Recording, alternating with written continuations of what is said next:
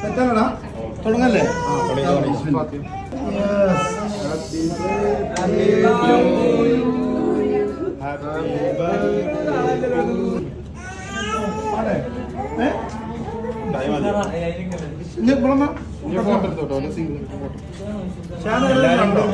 മൊത്തം ആൾക്കാരെ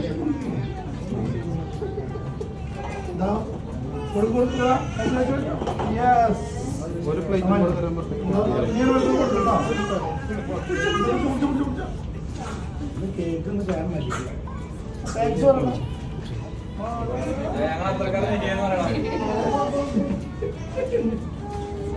ഓക്കെ അല്ലേ? അന്ന് കുട്ടി കൊടുത്ത